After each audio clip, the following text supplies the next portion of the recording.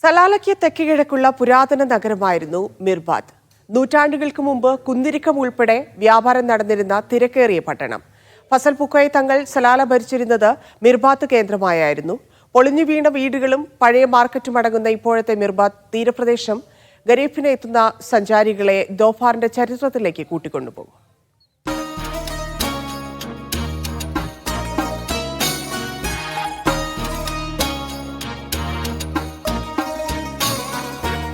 സലാലയിൽ നിന്ന് താക്ക നഗരം കഴിഞ്ഞാണ് മിർബാത്ത്. ഏകദേശം 200 വർഷങ്ങൾക്ക് മുമ്പ് മിർബാത്ത് ഒരു തിരക്കേറിയ അന്താരാഷ്ട്ര തുറമുഖമായിരുന്നു. കുന്തിരിക്കവും അറേബ്യൻ കുതിരകളും കച്ചവടം ചെയ്യുന്ന ഒമാനി വ്യാപാരികൾ ഒരിക്കൽ താമസിച്ചിരുന്ന കേന്ദ്രം. 18-ാം നൂറ്റാണ്ടിന്റെയും 19-ാം നൂറ്റാണ്ടിന്റെയും അവസാനത്തിൽ ഇന്ത്യ, ചൈന, ഒമാൻ, യമൻ എന്നിവിടങ്ങളിലും അതിനപ്പുറവും വ്യാപിച്ചു കിടക്കുന്ന അക്കാലത്തെ ഏറ്റവും തിരക്കേറിയ വ്യാപാരപാതകളിൽ ഒന്നിന്റെ പ്രഭവ കേന്ദ്രമായിരുന്നു മിർബാത്ത്. ഉരുകളിൽ കുന്തിരിക്കവും മറ്റും കയറ്റിപ്പോന്നിരുന്നത് ഇവിടെ നിന്നാണ്.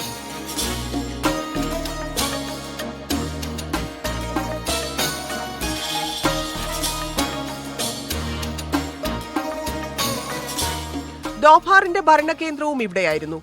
കേരളത്തിലെ തങ്ങന്മാരുടെ പിതാമഹനായ സയ്യിദ് അലി അൽക്കലായിയുടെ ഖബറിടവും ഇവിടെയാണ്. യമനിലെ മൗലദവീല കുടുംബമായിരുന്നു അദ്ദേഹം. സയ്യിദ് ഫസൽ പുക്കോയ് തങ്ങൾ സലാല ഭരിച്ചിരുന്നത് മിർബാത്ത് കേന്ദ്രമായിട്ടായിരുന്നു. മത്സ്യബന്ധനത്തിനും ഏറെ പ്രാധാന്യമുണ്ട് ഈ പുരാതന നഗരത്തിന്. ഒമാനി വാസ്തുവിദ്യാ ശൈലിയിൽ മിർബാത്തിലെ വീടുകൾക്ക് ബാൽക്കണികളും വലിയ മരവാതിലുകളും ഉണ്ടായിരുന്നു. മുകളിലത്തെ നിലകൾ താമസ സ്ഥലങ്ങളായും താഴത്തെ നിലകൾ സംഭരണത്തിനായും ഉപയോഗിച്ചിരുന്നു. Media 1 Salalah.